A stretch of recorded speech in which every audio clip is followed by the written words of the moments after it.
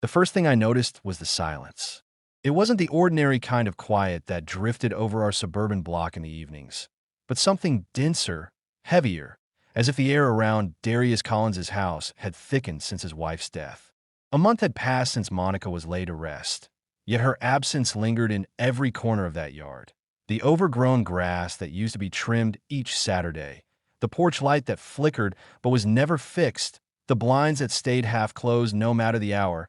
I had lived next door to the Collins family for nearly 3 years, though I wouldn't have called us close. Our exchanges were polite, limited to a wave across the driveway or the occasional nod while rolling out the trash bins. Monica had been the kind who smiled generously at strangers, but Darius was quieter, composed in a way that drew little attention to himself. He carried his broad shoulders like armor, his movements efficient, almost guarded. Now, however, that composure was fractured, and each evening revealed the cracks. From my kitchen window, I often caught sight of him on the porch, seated on the same wooden chair, a bottle resting near his boots. Sometimes he stared out at the street, motionless for long stretches, as though hoping the night itself might deliver answers. Other times he leaned forward with his hands pressed against his face, shoulders trembling. I told myself to give him space, that grief had its own rhythm, and a neighbor's intrusion might feel like trespassing. Yet the longer I watched, the more unbearable that silence seemed, not just his, but mine. One Friday evening, I finally stepped outside. The air smelled faintly of rain, heavy clouds pressing low. I carried nothing with me, not even the excuse of taking out the garbage, just the awkward determination of a man who'd run out of reasons to stay away. Darius lifted his head when I approached, his eyes rimmed red. For a moment, I considered retreating, but he gave a slow nod, a gesture that seemed less permission than resignation. "I'm sorry," I said quietly, aware of how small the words sounded. "I should have come by sooner." Darius's voice was rough from disuse. "People don't know what to say. I get it." I lowered myself onto the porch step, leaving space between us. The wood creaked beneath my weight. For a while, neither of us spoke, and I wondered if this had been a mistake. Then Darius exhaled, a long breath that seemed to empty something from his chest. 32 days, he murmured. "Feels like 32 years. I nodded, not sure if he wanted me to answer. The cicadas hummed in the distance, filling the pause. "She used to water those flowers every morning," he continued, gesturing vaguely toward the withered planters by the railing. "Hated leaving them dry, even in the heat. Now I can't bring myself to touch them. Feels like, if I do, it's admitting she's really gone." His words carried no theatrics, just a blunt honesty that cut through the air. I listened, unsure whether to respond with comfort or silence. He rubbed his palms together, as though trying to generate warmth from friction, though the night was far from cold. "I know people think grief is just crying and missing someone," he said. "But it's also the quiet. The house is too damn quiet. Every sound echoes." I found my throat tightening. "If you ever need company," I offered, "I'm next door. No obligation to talk. Sometimes just sitting helps." Darius looked at me for the first time that night, really looked. His eyes, deep and weary, carried both suspicion and gratitude. "That's kind of you, Ethan." Hearing my name in his voice startled me, though it was something simple. I had introduced myself years ago, but rarely had it cross his lips. There was an intimacy in it now, unexpected, and it unsettled me more than I cared to admit. The conversation shifted into safer territory. Work, the changing season, how unpredictable the weather had become. Yet beneath every word lay the rawness of his grief, a steady undercurrent that shaped the rhythm of our talk. I found myself studying his gestures, the way he clenched his jaw when memories threatened, the way his hands lingered near the bottle without lifting a T1 point. A faint drizzle began, drops tapping the porch roof.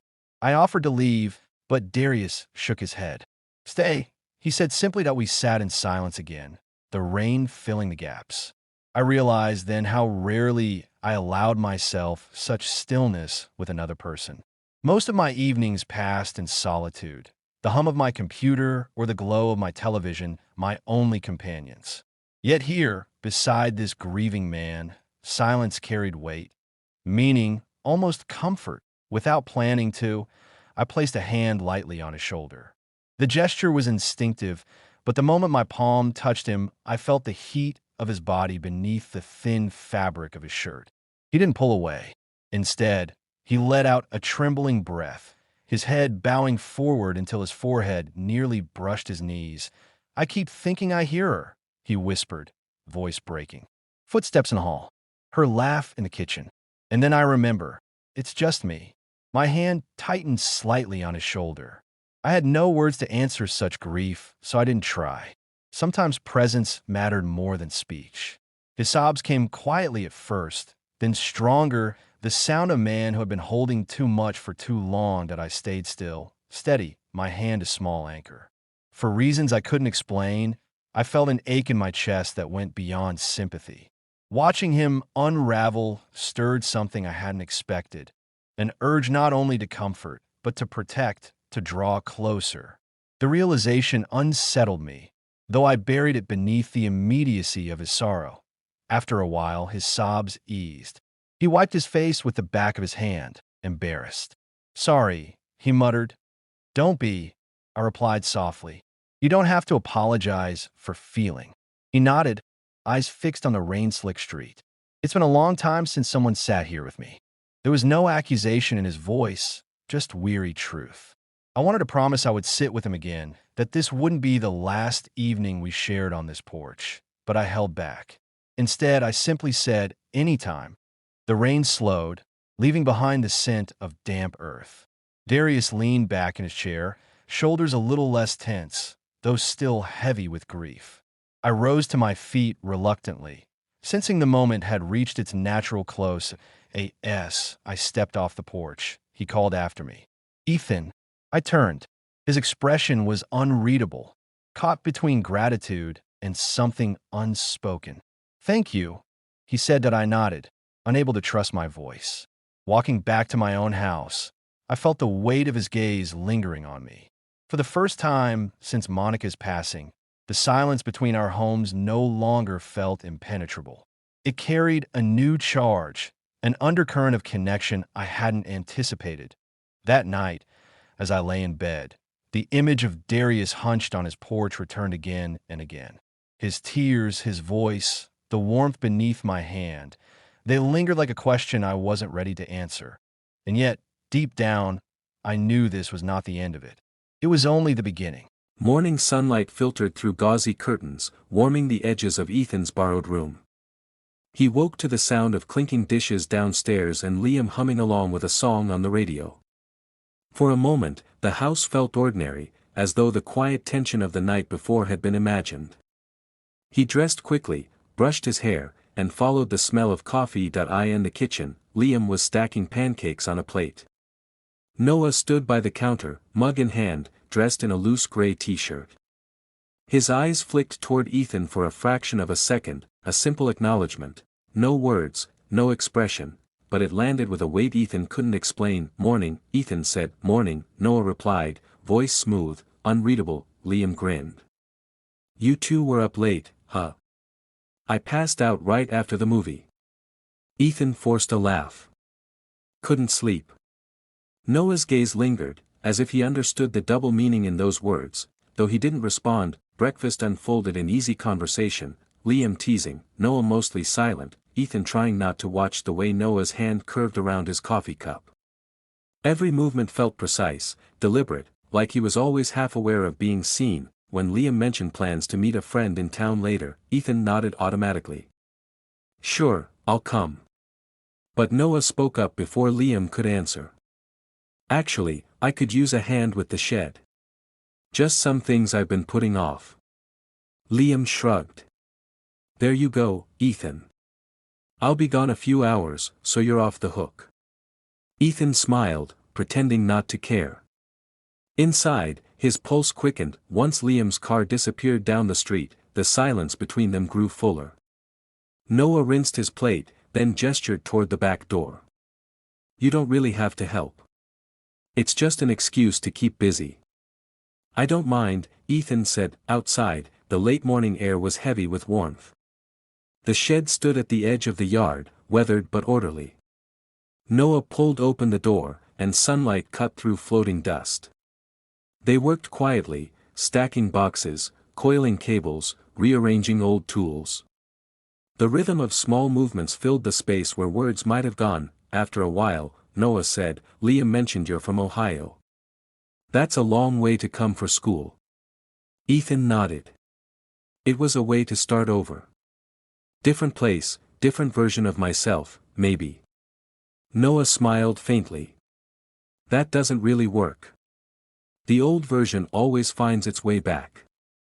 Something about the way he said it made Ethan pause. He wanted to ask what Noah meant, but the look on his face, a far-off sort of resignation, kept him silent. That a soft breeze stirred the air, bringing with it the faint scent of rain. Noah set down the box he was holding and leaned against the doorway. "My ex used to say that, too," he said suddenly. "About starting over. He thought distance fixed everything." Ethan hesitated. "Did it?" Noah gave a dry laugh. "Not for him. Not for me either." He looked out toward the yard. "I think sometimes people leave just to see who follows." Ethan didn't know what to say. There was no bitterness in Noah's voice, only weariness. He found himself wondering what kind of love left someone sounding like that. They fell quiet again. The sound of distant thunder rolled across the sky. "You should probably head inside before it rains," Noah said after a moment. Ethan nodded, but neither of them moved. When the rain began, it came softly at first, tapping against the metal roof. The light dimmed, the air grew cool, and for a brief moment it felt like the rest of the world had slipped away. Noah turned toward him, expression unreadable. "You ever notice how quiet everything gets right before a storm?" Ethan met his eyes. "It's like the air's holding its breath." Noah's lips curved slightly. "Exactly." Lightning flashed faintly through the window. Neither looked away. The space between them shifted, subtle, invisible, but undeniable. Ethan felt it like a current under his skin. He didn't move closer, but he didn't step back either. Noah looked down first, as if startled by his own thoughts. "You should," he began, but stopped. He rubbed the back of his neck. "I'm sorry." "I shouldn't," Ethan shook his head. "You didn't do anything." Noah smiled faintly. "That's the problem." The words hung there, heavier than the storm outside. When the rain finally broke, they worked again in silence, though the air between them had changed completely. Every accidental brush of their hands sent a spark of awareness neither could ignore. By the time they returned to the house, both were damp, their clothes clinging to skin. Noah handed Ethan a towel, their fingers grazing. It was a brief touch, nothing intentional, but it lingered like a confession. Liam came home soon after, chattering about the afternoon, oblivious to the undercurrent threading through the room. Ethan forced himself to laugh at his stories, but his attention kept straying toward Noah, who stayed near the sink, expression carefully blank. Later, while Liam took a call, Noah stepped out to the porch. Ethan hesitated before following. The air was cool now, the yard glistening with rain. Noah leaned against the railing, eyes fixed on the sky. He didn't look surprised to see Ethan. "I didn't mean to make you uncomfortable earlier," Noah said quietly. "You didn't." Noah's gaze flicked toward him. "You should be careful saying that." Ethan's breath caught. "Careful?" Noah looked away. "Sometimes we start things we don't mean to finish." Ethan stepped closer, not quite within reach. "And sometimes we stop things we should have started." For the first time, Noah's composure cracked, a fleeting expression, half amusement, half pain. "You don't know what you're walking into," he said. "Maybe not," Ethan answered softly, "but neither do you." They stood like that for what felt like minutes, the space between them trembling with what neither dared to admit. Then Liam's voice called from inside, breaking the spell. "You guys want to order dinner?" Noah exhaled, a small sound of relief and frustration tangled together. "Go ahead," he murmured. Ethan turned to leave but glanced back once. Noah was still watching him, his face hidden in shadow, eyes dark with something unspoken. That night, Ethan lay awake again, listening to the faint rhythm of rain and the creak of floorboards. He could hear footsteps in the hall, then the sound of Noah's door closing softly, every moment replayed, the porch, the touch, the almost words. It was all so small, yet each detail felt deliberate, dangerous, irreversible. He knew he should pull back before the feeling grew sharper, but his mind betrayed him, circling back to Noah's voice, the quiet ache in his tone that he realized then that this wasn't just curiosity anymore. Something fragile but unmistakable had taken root, and no amount of reasoning could undo it. The storm had passed, but its echo remained, humming under his skin. And as Ethan closed his eyes, he couldn't help wondering what would happen when that quiet finally broke. The next evening carried an unspoken heaviness, like a room holding its breath. Liam had suggested a movie night before Ethan's departure the next morning, and the plan seemed harmless enough, a final, easy way to close the weekend. Yet as the hours passed, Ethan found himself distracted, every sound sharpened, every glance at Noah a quiet reminder of the tension that neither of them had dared name. The living room lights were low. Liam scrolled through streaming options while Noah sat on the far end of the couch, one hand resting on the armrest, the other absently turning a coaster between his fingers. Ethan sat in the middle, a polite distance from both, though he could feel Noah's presence as distinctly as if they'd been touching. They settled on a thriller. Liam's laughter punctuated the silence now and then, but Ethan barely followed the plot. His eyes drifted toward Noah more often than he meant them to. Once, during a quiet moment on screen, their gazes met. Noah looked away first, but not quickly enough to hide the conflict behind his eyes. By the film's midpoint, Liam had dozed off, head tilted back, the faint sound of his breathing filling the room. The television's glow cast shifting shadows over everything. Ethan stayed still, unsure whether to move or speak. Noah, after a long pause, rose quietly and turned off the screen. The room plunged into dimness, illuminated only by the soft light from the hallway. "You should get some rest," Noah said, his voice barely above a whisper. "So should you," Ethan replied, standing. Noah gave a faint smile. "Can't seem to lately." "Same," Ethan admitted. For a moment, neither moved. Then Noah exhaled slowly. "Come on. I'll make some tea. Maybe it'll help." Ethan followed him to the kitchen. The world outside the windows was black, the rain from earlier leaving streaks on the glass. The kettle hissed softly as Noah leaned against the counter, arms crossed. "I didn't think this weekend would turn out like this," Noah said after a while, his tone careful. "Like what?" Noah looked at him, eyes searching. "Complicated." Ethan tried to smile but couldn't. "I don't think I did either." Noah's laugh was short, weary. "You make it sound mutual. Isn't it?" The question hung in the air, uninvited but impossible to ignore. The kettle began to whistle, loud enough to cut through the silence, but neither of them moved to stop it. Finally, Noah turned, switched it off, and poured the water. His hands trembled slightly. "I shouldn't be having this conversation with you," he said quietly. "You're Liam's friend." "I'm his brother," Ethan finished. "I know." Noah looked at him again, the kind of look that made time feel slower, heavier. "Then why does it feel like that's not the thing stopping me?" Ethan took a step closer. "Maybe because it isn't." Noah's breath caught. "You don't understand what you're doing." "Neither do you." For a heartbeat, they simply stood there, the air between them charged, the rest of the house silent except for the faint hum of the refrigerator. Then Noah reached out, almost unconsciously, fingers brushing Ethan's wrist. The touch was light, hesitant, but it was enough to make Ethan's pulse quicken that he didn't pull away. Noah's voice was low when he spoke again. "This isn't fair to either of us." "Then why does it feel right?" Ethan whispered. The words broke something. Noah closed the distance between them before reason could intervene. Their lips met, tentative at first, then desperate, as if every quiet denial from the past 2 days had found release in a single, fragile collision that lasted only seconds, but when Noah pulled away, his eyes were dark with panic. "No," he said, almost to himself. "That shouldn't have happened." Ethan stepped back, his heart still racing. "You kissed me." "I know," Noah said.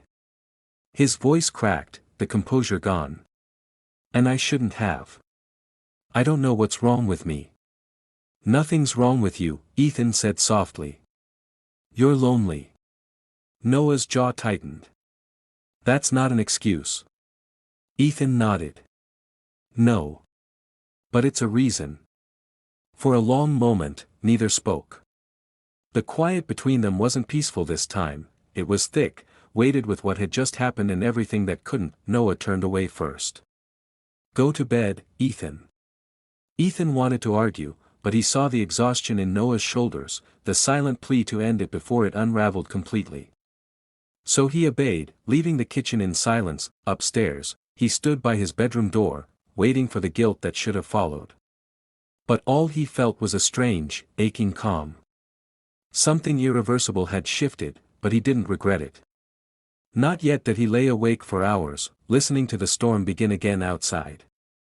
At some point, he heard footsteps in the hallway, slow, deliberate, stopping near his door. Then a pause, and retreat. The sound faded, but the echo of it stayed. When dawn came, the house felt emptied of whatever had existed the night before. Liam greeted him cheerfully at breakfast, unaware of the quiet fracture beneath the surface. Noah was at the sink again, back turned, his posture composed but tense. Ethan ate little, speaking even less. When it was time to leave, Liam hugged him tightly. "We've got to do this again soon," he said, smiling. "Yeah," Ethan managed, glancing once toward Noah. Noah met his eyes briefly, offering a small nod. Nothing more. The drive back to campus felt longer than it should have. The roads blurred past, and the silence inside the car stretched endlessly. When Liam turned up the radio, Ethan pretended to listen, but his mind stayed behind, in the kitchen, in that brief kiss that had changed the shape of everything. That he didn't see Noah again after that weekend. Liam mentioned his brother now and then, always casually, like nothing extraordinary had happened in that house. Ethan never asked. Months later, on a gray afternoon, Ethan found himself passing a small coffee shop near campus. Through the window, he saw someone who looked like Noah sitting alone, staring out at the rain. He froze for a moment, unsure whether to enter.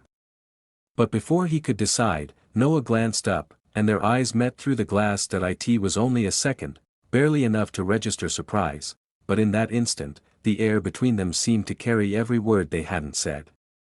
Then Noah looked away, and the moment was gone. Ethan kept walking. That night, he lay in bed again, remembering the soft weight of that unspoken connection, the fleeting certainty that, for one weekend, they had both stepped outside their ordinary lives. That he thought of Noah's words, the one said with regret, not disdain.